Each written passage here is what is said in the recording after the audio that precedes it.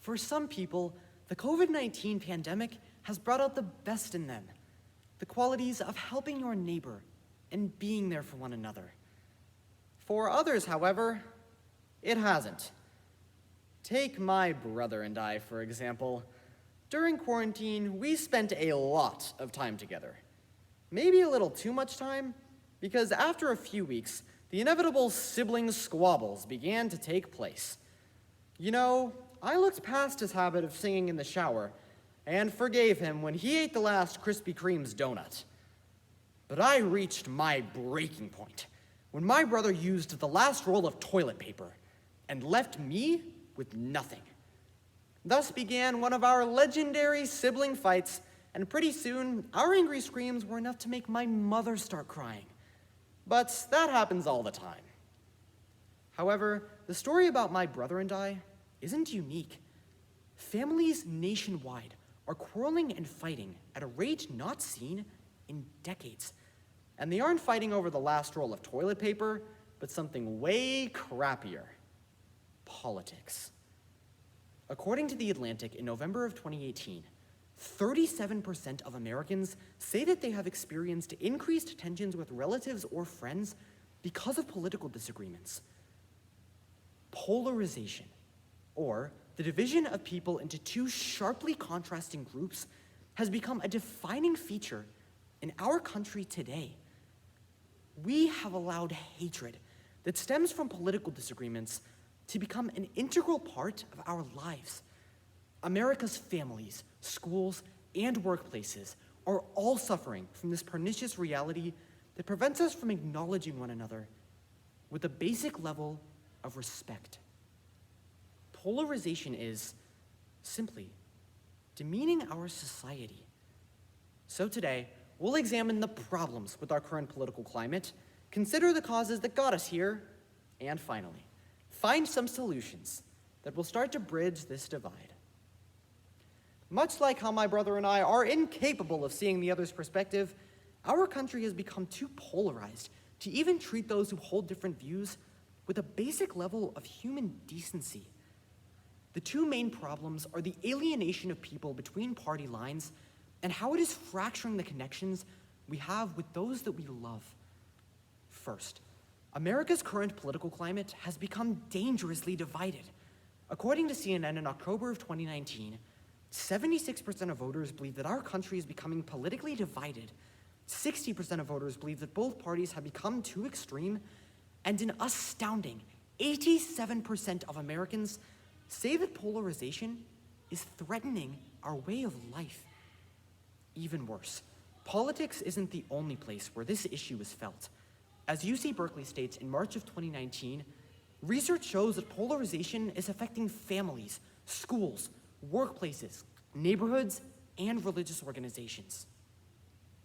We have become so estranged from those on the other side of the aisle that sadly, it's as if we now live in different worlds.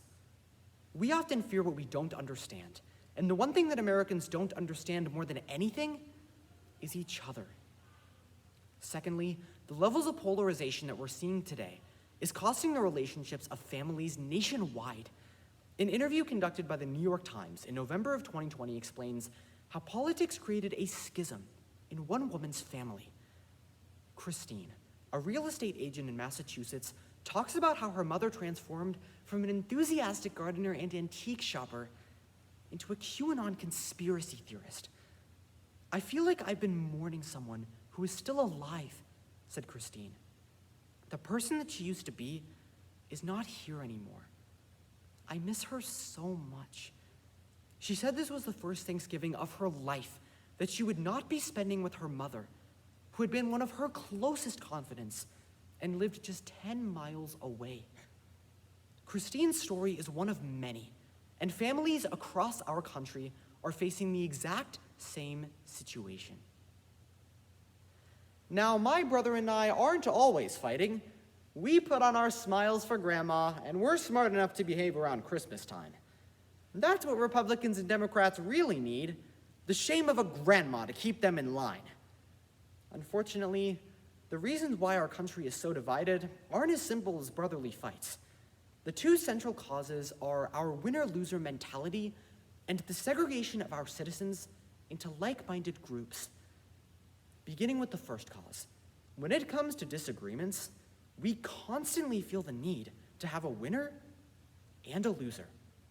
As political contributor for US News and World Report Eric Schnurrer puts it, this age-old disagreement as to whether the world is zero-sum or not defines virtually every aspect of our politics today.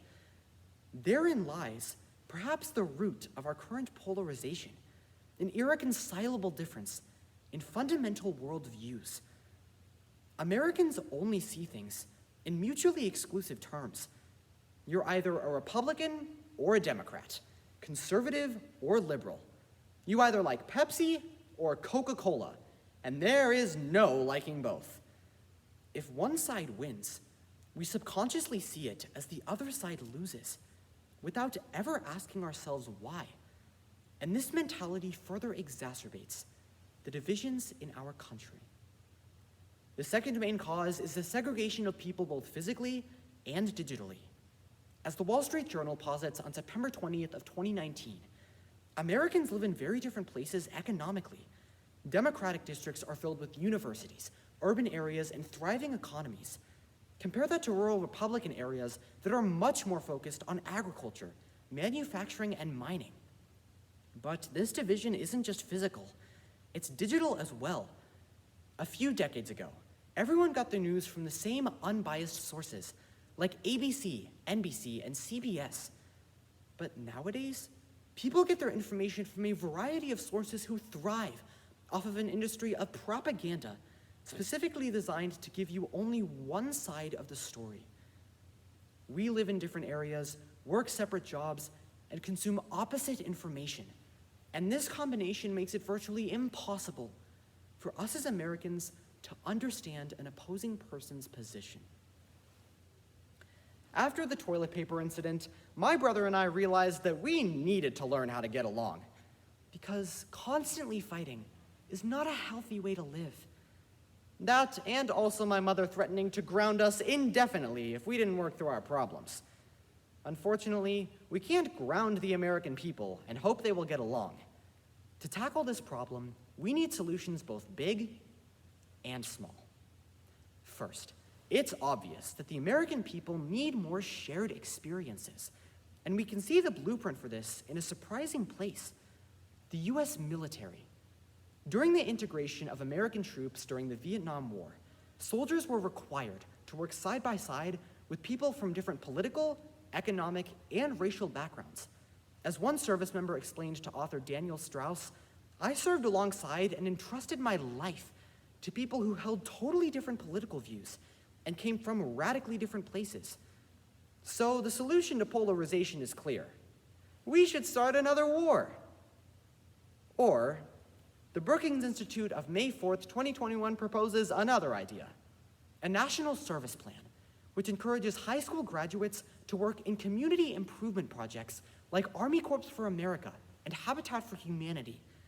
A plan like this would help young Americans gain work experience and learn new skills while simultaneously being exposed to a diversity of people with different perspectives. But solving polarization doesn't have to be as drastic as a national plan. A large part of our division comes from the incendiary discourse we have with our own family and friends who hold different views. We need to lower the temperature and change the way that we speak to those we disagree with. Have a conversation with someone you know who holds totally different views from you, and truly listen to what they're saying. As the American Psychological Association of January 12th, 2021 points out, de-escalating our language when we speak to those we disagree with is paramount in pulling ourselves away from the precipice. Language is the most powerful tool that we have, and whether that power is yielded for unity or division is up to us. We just have to pick the right side. So today, we examined the problems, causes, and solutions to this pandemic of polarizing politics. As we begin to heal our nation, it is imperative that we remember the power of empathy. Empathy is what brings us together, and without it, we risk losing any chance we have of achieving unity. As former President Barack Obama said in 2004, there is not a liberal America or a conservative America, there is the United States of America. Now, my brother and I may never see eye to eye, but we seem to have come to a ceasefire. He's going off to college.